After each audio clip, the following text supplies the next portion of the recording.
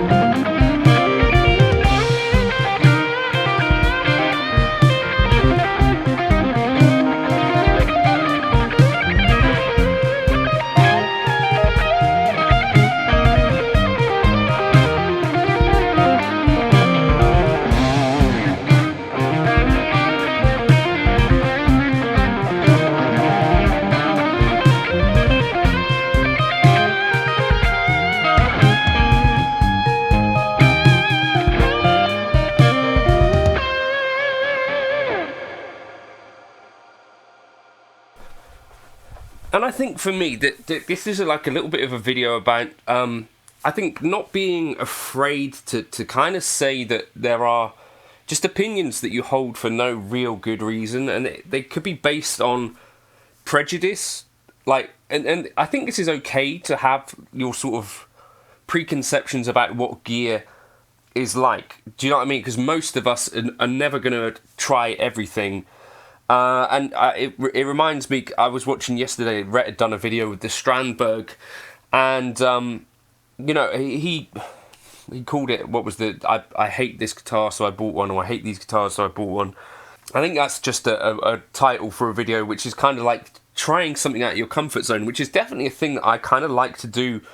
And there's an intro now with some of these guitars that I've tried that are a little bit different to what I might usually, and there's one in a box right there that I'm interested to try. But I guess if you want to leave in the comments your like bits of gear that maybe irrationally you kind of hate, or maybe you've got some rationale for it. So this is something I'm used to be on the other side of, where like I'm often seeing comments from people that are railing on modelling, or and these, you know, fairly well-known people as well that might be saying some of these bits and pieces about pieces of gear that you or I might use all the time. So I'm used to that kind of feeling of getting like a bit defensive about a thing, whether it's like the Helix, where I used to see like back in the day when I'd be using the HX Stomp and people would say, oh, fractal stuff is like blowing it out of the water, like this Helix stuff is a toy in comparison. I used to get kind of like, hey, don't talk like that about my HX Stomp, bro.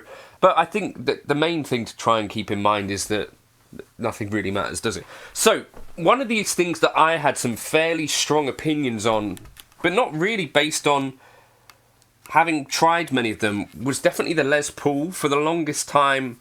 So it started that a Les Paul was like my kind of dream guitar as a Thin Lizzy and Gary Moore fan.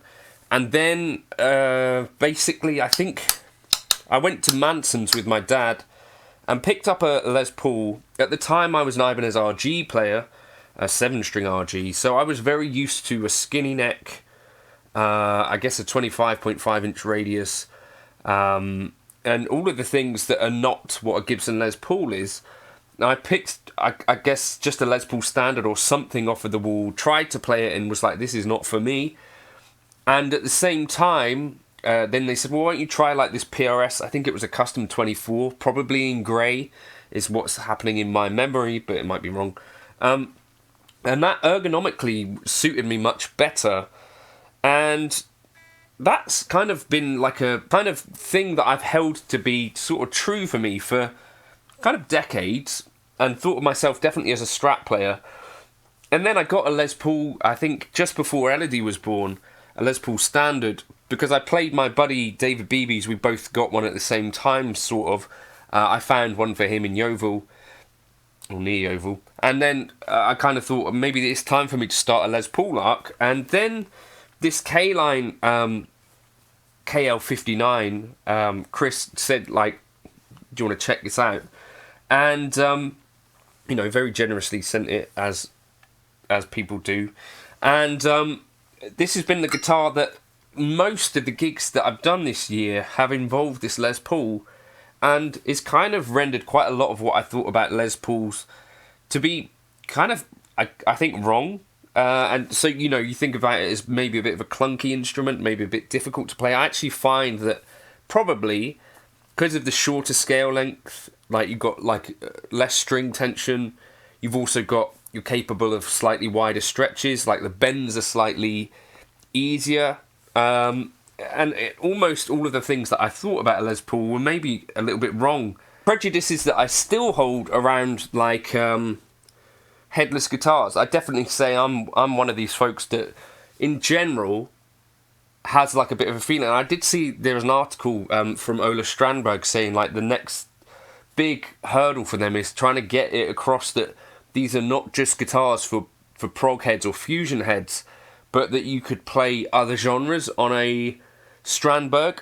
And I think this is exactly right what each of these guitar brands is up against. It's just the fact that like a Fender Strat is so ubiquitous in other genres that it doesn't necessarily matter that there's hardly anyone playing, for instance, jazz on it, except for maybe Rory. Or, you know, that a Les Paul is so commonly used in rock or other applications that it doesn't matter that there's not been a guitar of choice, again, in jazz circles or something like that.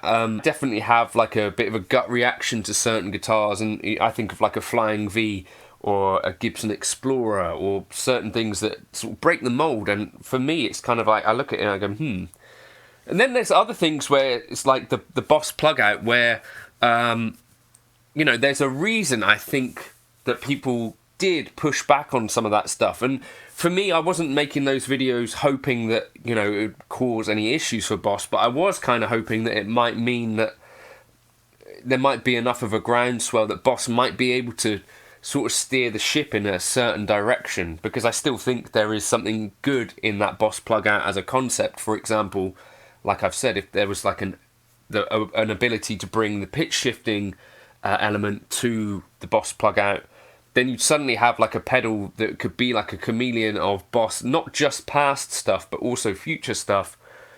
And having one pedal that can do lots of different things like that is not a bad concept at all, in my opinion. I've got another video coming up on this as well, where it's like there's a few things that have kind of changed my mind on bits and pieces. Like Fender amps are a relatively new discovery for me, and it's sort of put me off a lot of other amps where I kind of got like a bit of a prejudice against almost any other amp now, where it's just like, okay, but I know that I really like Fenders at this point. So I feel like there's definitely so much of this stuff that it's easy to kind of build up, like whether it's based on how a company markets certain guitars. Like for Headless guitars, for example, I generally don't think of them as like... Now, in my head, it's an instrument that doesn't produce great tone. In my head, I'm not saying this is the case, but there are some exceptions where Connor Kaminsky, for instance, I think sounds amazing. He plays Strandbergs a lot of the time. Pierre Nilsson plays Strandbergs. I think he sounds really good as well. Alan Holdsworth, obviously, like one of my favourite players, sounded amazing playing a Headless guitar. So it's not even that there's not like players that I can see that I've admired that play them. It's just something, I guess, visually about the guitar, which is not necessarily for me, and I think that's okay.